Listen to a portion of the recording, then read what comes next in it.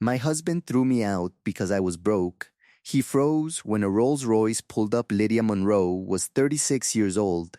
The evening her husband set two of her bags on the front porch of the house on Wentworth Drive in Virginia Beach and told her, with a composure that had clearly been rehearsed, that he was done supporting a woman who could not contribute and that she needed to find somewhere else to be.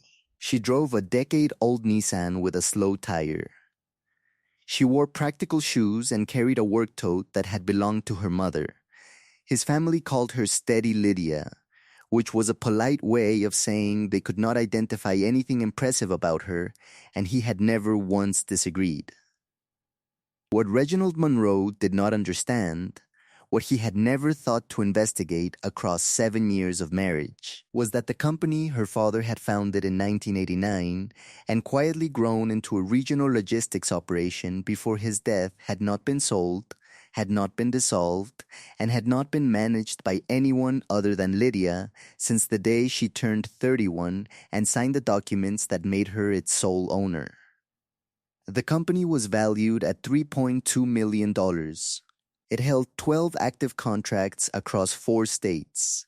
It ran without visible drama, like most things Lydia built or maintained, because she had learned from her father that the things worth having were the things worth protecting from unnecessary attention. Reginald had seen her temporary business losses as proof of what he always suspected. He had no idea what was underneath them. What happened 6 weeks later, when a car pulled up in front of his family's reunion at the Hilton Garden Inn on Atlantic Avenue, would cost him the story he had been telling about himself for 7 years.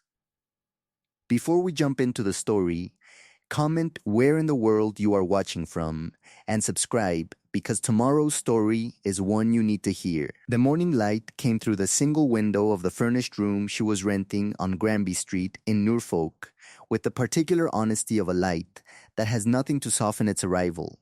No curtains, no blinds, just glass and early sun landing directly on the small writing desk she had set up against the wall on her first morning there. She sat at that desk with her coffee and her laptop and her ledger book, in that order, the way she had sat at every desk she had ever worked at since she was 23 years old, and her father had said, on the occasion of her first day working inside the company, that the work was not complicated if you were willing to do all of it. The furnished room had a narrow bed and a single chair and a bathroom the size of a generous closet. And Lydia had arranged the space with the same unhurried precision she applied to everything. Her work satchel on the hook by the door, her reference books on the shelf above the desk in the order she reached for them, her father's photograph on the writing surface to the left of the laptop where she could see it without turning. She had refinished that desk herself. She had found it at an estate sale in Chesapeake in the second week after she moved out. A battered secretary desk with a folding top and drawer pulls that were the wrong century for the piece, and she had bought it for $40 and spent a Saturday afternoon stripping and sanding and staining it the color her father had always kept his own desk. A warm walnut that she associated with his presence so completely that working at it felt like working beside him. She had carried it up the stairs to the furnished room in 2 pieces and assembled it against the wall and sat down the following morning and felt, for the first time since the porch, that she was in the right place. Her father, James Monroe, had been a logistics man since before logistics was a word most people used with any precision. He had started with 1 truck and a route between Norfolk and Richmond in 1989, when Lydia was 2 years old and the company was a name on a piece of paper and a payment plan on a used refrigerated unit. He had built it the way he built everything. Without fanfare, without investors, without the kind of narrative that made for an interesting story at dinner parties, because he had always understood that the interesting story was the one you told after the work was done, not during it. By the time Lydia was in college, the company held 8 contracts and owned its own fleet. By the time she graduated with her degree in supply chain management and came to work for him at 23, it held 17. He had not announced any of this. He had simply done it. He had told her once, driving the route between Norfolk and Richmond in the cab of the lead truck the way he did every year on the anniversary of the company's founding, that the most protected thing a person could own was a thing that nobody knew to be jealous of. She had written it in the ledger she kept for things worth keeping. He passed when she was 30, after a short illness, and left her everything with the same absence of theater he had brought to acquiring it. No press release, no announcement, a transfer of documents, and a meeting with the company's attorney, and a morning in his office where she sat in his chair for the first time and understood that it was her chair now and had probably always been intended to be. Reginald Monroe had entered her life 2 years before her father passed, at a function for a shipping industry association where she had gone as a representative of her father's company and he had gone as a sales executive for a freight brokerage. He was polished and articulate and had an ease in rooms full of strangers that she had always found professionally useful to observe. He had asked her what she did, and she had said logistics, and he had said that was interesting and asked follow-up questions that were genuine, and she had liked that. They had married in the spring of the year after her father's death, when she was still in the early months of running the company alone and learning which decisions required her signature and which she could delegate without losing the thread, and she had been grateful for his presence in that season in the way that you are grateful for warmth during a difficult winter without necessarily examining whether it is the right warmth for the long term.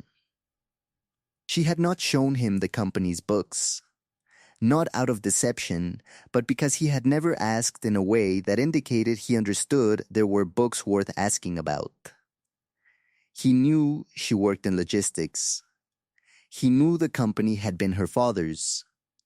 He believed, she understood now, that it was a small operation she was managing out of sentiment, the kind of thing a daughter keeps going for emotional reasons rather than financial ones. He had measured her entirely by what was visible.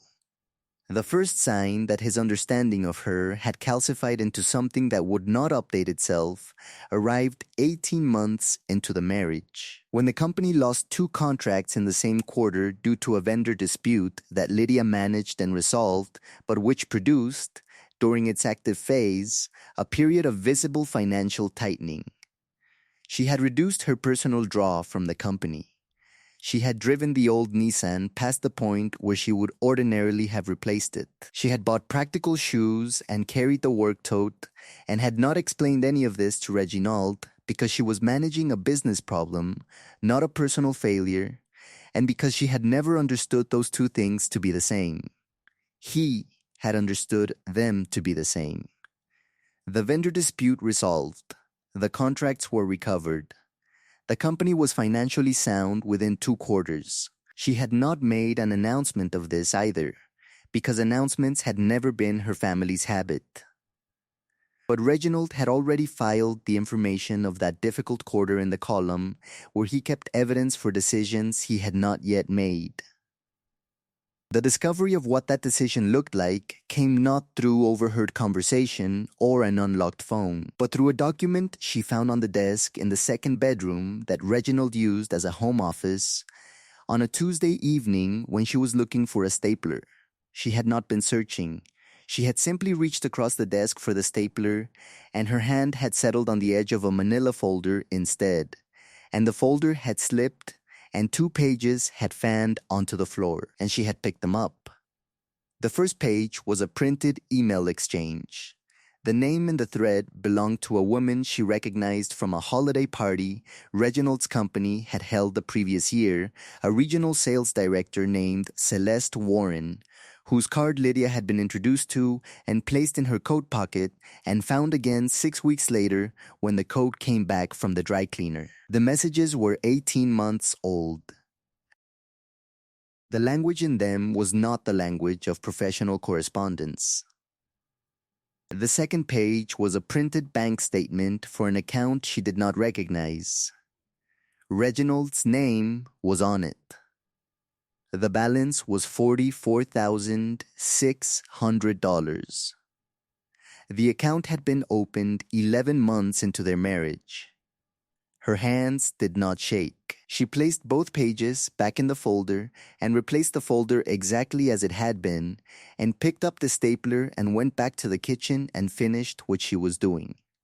She moved with the same deliberate calm that had always defined her when the situation required it. The calm of a woman who had spent 15 years managing supply chains and knew that when unexpected information arrives, you do not react before you understand its full shape. She was a logistics director. Start at the beginning, don't skip steps, verify everything. That night, after Reginald was asleep, she sat at the kitchen table with her laptop and the same focused patience she brought to quarterly reviews. She worked for 3 hours. She found the account listed in a credit application he had submitted for a vehicle. She found the vehicle, a lease registered to both his name and a residential address in Chesapeake that was not theirs. She found 4 additional email threads from the same account, forwarded to herself from a shared cloud storage they had established for household documents, and that he had apparently forgotten contained his personal email sync. The threads covered 22 months. He had been conducting a parallel financial life for nearly 2 years. The $44,600 was not the full picture. The full picture, which a financial investigator she retained through her company's attorney assembled over the following 3 weeks, identified $61,200 in funds that had moved through accounts she had not known existed, some of it drawn from the equity line on their marital home. He had used the house they shared to fund the life he was building without her. She opened a folder on her laptop. She named it with a single letter. She placed everything in it, organized by date and category, and then she closed the laptop and looked at her father's photograph on the shelf across the kitchen and sat with what she knew for a long, still moment. Then she made one phone call to Brenda Ashe, the attorney who had handled her father's estate transfer and who had managed the company's legal affairs since before Lydia was old enough to sign anything. She said, "I'm going to need you for something different. Can we meet this week?" Brenda said, "I'll clear Thursday morning. Some things you do not explain twice." Brenda Ashe's office was on the 14th floor of a building in downtown Norfolk, with windows that looked east toward the water. She was 64 years old, had practiced law for 39 years, and had never raised her voice in a negotiation because she had never needed volume when she had documents. She received Lydia's full account on a Thursday morning over 2 hours and a pot of coffee that went cold midway through and was not replaced because neither of them thought to mention it. When Lydia finished, Brenda looked at the organized folder of evidence and looked at the company financials Lydia had brought as context and said the one thing that needed saying: he had no idea what he married. "No," Lydia said. "He didn't." Brenda walked her through what the next steps looked like under Virginia law. The marital home equity line constituted dissipation of marital assets with documented intent. The parallel account and its funding history would be fully discoverable in divorce proceedings. The company, incorporated before the marriage and maintained under a structure that Brenda herself had designed precisely to survive matrimonial events, was not a marital asset regardless of how long the marriage had lasted or what Reginald believed about its value. What he had seen as a struggling side operation of sentimental value was, in documented fact, a company with 12 active contracts and a valuation of $3.2 million. Brenda said that the divorce petition would be filed with a full financial picture appended, and that she expected Reginald's attorney to experience what she described as a significant recalibration of expectations. Lydia said that sounded correct. Preparation, she thought, was not the preparation for the moment. It was the moment. 2 days later, she drove to Chesapeake to see her mother's sister, Aunt Gloria, who was 69 years old and lived in the same house she had lived in for 40 years, and who had known Lydia's father since before he owned a single truck. Gloria had met Reginald twice and said nothing either time, with the particular quality of silence that is itself a verdict. She poured iced tea without asking and sat across from Lydia at the kitchen table and listened to everything without interrupting once. When Lydia finished, Gloria was quiet for a moment. She said, "Your father told me once that a man who sees only what he wants to see has already made his own case against himself. He just hasn't heard the ruling yet." Lydia looked at her aunt's hands on the table and thought that her father had been right about that, as he had been right about most things that turned out to matter. 3 weeks after the meeting with Brenda, the divorce petition was filed. Reginald was served at his office on a Wednesday morning. His attorney contacted Brenda's office by end of day requesting a full accounting of the company's financial position, which Brenda provided with the clean specificity of a woman who had kept those records herself for 15 years. The letter that accompanied the disclosure noted, with measured legal language, that the company was a premarital asset held in a protective trust structure and was not subject to equitable distribution. It also noted the documented dissipation findings, the equity line, and the $61,200 in transferred funds that would be the subject of a recovery motion. Reginald's attorney called back the following day. His tone, Brenda reported, had changed considerably. Real power operated in quiet rooms and in the offices of attorneys who had been keeping records for 15 years. Lydia went back to the furnished room on Granby Street and sat at the walnut desk and worked the rest of the afternoon. She had a vendor review to complete and a contract renewal to evaluate and a team of 14 people whose routes needed confirmation before end of week. She did the work. She did all of it. The reckoning came on a Saturday afternoon 6 weeks after the filing, and it came not in a conference room, but on the sidewalk in front of the Hilton Garden Inn on Atlantic Avenue in Virginia Beach, where Reginald's family was holding their annual summer reunion. Lydia had not planned to be there. She had no need to be there. She had been in the area finishing a site visit for a warehouse lease the company was evaluating 2 blocks away, and her driver, the company maintained a car and a driver for executive travel, a detail that Reginald had never known existed because she had always driven herself when she was with him, had pulled the car around to meet her at the corner. The car was a Rolls-Royce Silver Shadow in black, 12 years old, and maintained to original condition, that her father had purchased the year before his illness and that the company had retained as the sole vehicle in the executive fleet, because James Monroe had believed, in the understated way he believed most things, that the people you did business with needed to know you were serious, and that nothing said serious quite like a car you took care of. Lydia walked out of the warehouse building, and the driver held the rear door and she got in. And she had her phone in her hand and was looking at an email when she heard, through the still open door, a sound from the sidewalk that made her look up. Reginald was standing 20 feet away on the Hilton's entrance steps with a glass in his hand, mid-conversation with his brother, and he had gone completely still. His eyes were on the car. Then they moved to her face in the open rear door. Then they moved to the car again. Celeste Warren was standing behind him on the same steps, close enough that her arm was nearly touching his, and she followed his eyeline and saw the car and saw Lydia and went equally still.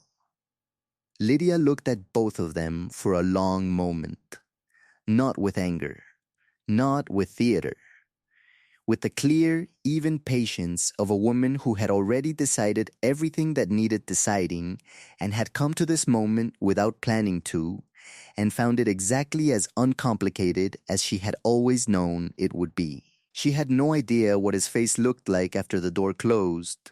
She was already looking back at her email. She had no idea what story he told himself about that moment. She was already thinking about the warehouse lease. He had spent 7 years looking at her and seeing someone who could be thrown away when she became inconvenient. He had no idea, not once, not for a single day of their marriage, what she was carrying when she walked through the door every evening. The car was not a statement. It was simply a fact. The company was simply a fact. All of it had always simply been a fact, waiting for him to ask the right question, which he never had. The car turned onto Atlantic Avenue and headed toward the expressway, and the city moved past the windows in the way cities do when you are no longer concerned with anything in them. She was done. 7 months passed with the quiet efficiency of months in which you are too occupied to count them. Lydia stood in the kitchen of a house she had bought in the Gent neighborhood of Norfolk on a Saturday morning in October, her hands around a coffee mug, looking out the window at the garden she had spent the past 2 weekends clearing and reshaping. It was a narrow garden, hemmed in by a wooden fence she had repainted herself on a warm afternoon in September, and she had planted the back third of it with a mixture of ornamental grasses and late-season herbs her father had always kept. Rosemary and thyme, and a lavender variety she had found at a nursery in Virginia Beach. The house was a 1940s brick colonial that she had purchased outright, with its original hardwood floors and its high ceilings and its kitchen that someone in the 70s had updated badly, and which she was in the early stages of restoring to something closer to what the house had always intended to be. She was doing most of the work herself, which was slower and more satisfying than the alternative.